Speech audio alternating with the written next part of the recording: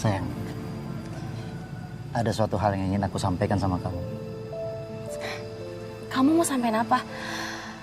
Kamu jadikan mau nikahin aku? Bukan itu. Aku mau nikahin adik ipar.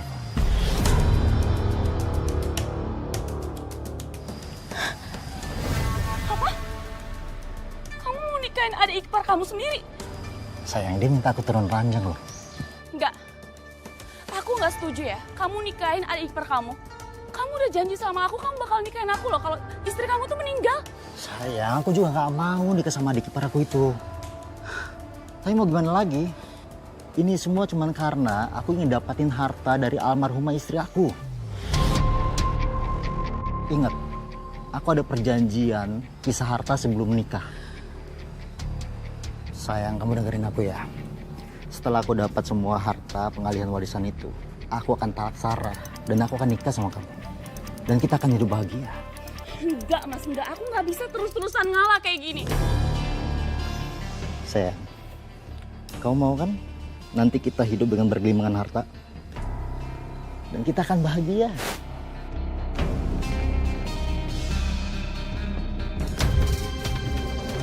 Tidak lama setelah kakak saya dikuburkan, saya menikah dengan Mas Bara.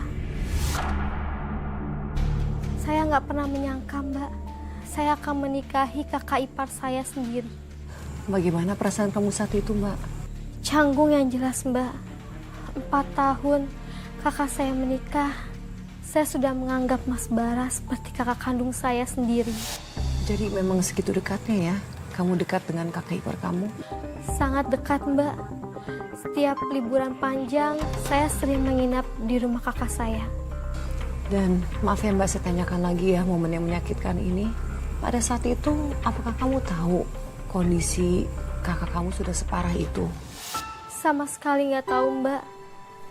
Kakak saya memang begitu, Mbak. Dia nggak pernah memberitahu masalah hidupnya. Ketika sakit berat selama setahun, saya malah terlambat untuk mengetahuinya, Mbak. Saya turut berduka, Mbak. Semoga arwah kakak kamu sudah tenang di sana. Dan kamu pun juga sudah berjanji memenuhi permintaannya. Jadi kamu putuskan untuk menikah dengan kakak ipar kamu. Apakah kamu bahagia? Saya juga inginnya bahagia, Mbak. Tapi dari awal pernikahan saya sudah menjadi bahan gunjingan dari warga sekitar, Mbak. Rafa, hari ini Rafa seneng nggak ikut daycare? Senang, Tante. Kok masih panggil tante sih? Panggil mama ya? Ya, Mama. Ya emang ya semua ibu tiri sama aja. Mau adiknya sendiri, nggak bisa sayang seperti ibu kandungnya. Ibu ngomongin siapa? Ya jelas kamu, siapa lagi? Ibu kan nggak kenal saya. Kok bisa bicara seenaknya? Kok baper? Kan benar yang Bu Leli bilang. Kamu aja nitipin anaknya Intan di penitipan anak. Di mana-mana ya, ibu itu ngurusin anaknya sendiri. Jangan-jangan kamu juga kan yang bikin kakak kamu meninggal?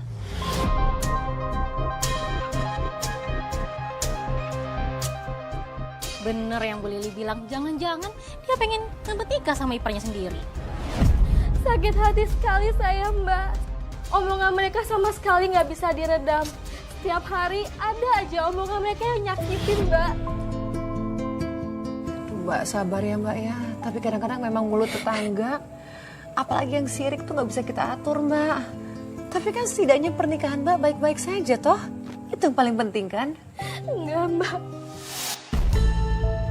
Pernikahan saya nggak baik-baik aja, Mbak. Karena masalah omongan tetangga itu, Mbak. Masalahnya tuh sampai ke bawah ke rumah, Mbak.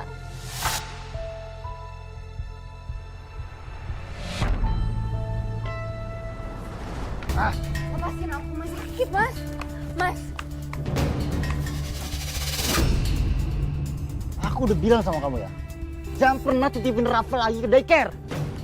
Mas, udah berapa kali sih aku jelasin ke kamu? Aku nggak nitipin tiap hari. Kalau aku lagi WFA, aku urus di rumah. Kamu gak usah banyak alasan ya. Kalau kamu pergi ke kantor, tetap kan kamu titipin Rafa ke daycare? Kamu nggak tahu? Kita jadi omongan warga sekarang. Ngapain diladenin sih? Omongan mereka itu nggak akan ada habisnya. Sarah, kalau saja kamu nurut apa yang aku ngomongin, semua ini akan terjadi. Mas, Rafa aja seneng di sana banyak teman-temannya. Aku nggak tega mas kalau harus ninggalin dia di rumah sendirian. Cari pengasuh! Cari pengasuh itu nggak segampang itu. Kamu nggak lihat berita-berita sekarang? Aku takut mas. Udah, soal cari pengasuh biar aku yang ngurus. Kamu gak usah ikut campur.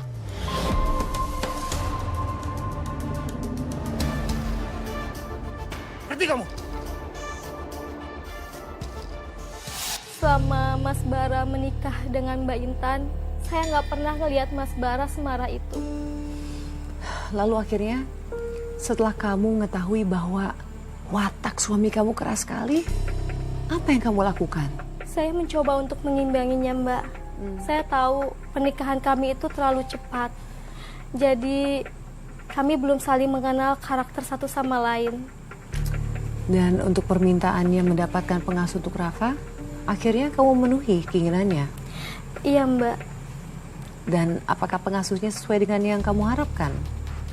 Enggak sama sekali, Mbak. Ini pengasuh Rafa yang aku ceritain itu.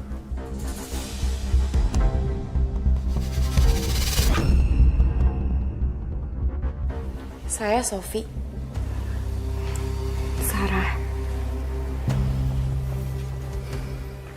Mas, boleh aku ngomong sebentar? Boleh.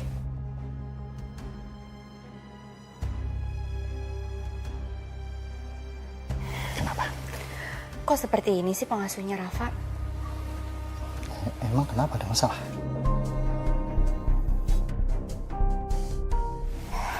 Mas, lihat deh penampilannya. Nggak kayak pengasuh anak. Terlalu berani. Aduh, Sarah. Kamu ini ngapain sih? Hal kayak gini aja dibahas. Kamu itu jangan berlebihan ya. Yang penting dia bisa kerja buat ngurus Rafa. Gak ada tapi-tapi. Lalu bagaimana dengan babysitter yang dipilih sama suami kamu? Apa bagus kerjanya? Babysitter yang dipilihkan suami saya benar-benar menguras kesabaran saya, Mbak. Oh, memangnya kenapa, Mbak? Apa dia nggak bisa kerja? Kerja sih, Mbak. Tapi nggak seperti pengasuh profesional. Sebenarnya saya nggak mempermasalahkan itu. Asalkan kebutuhan Rafa terpenuhi. Tapi kelakuannya itu loh, Mbak. Memangnya apa yang terjadi sih, Mbak?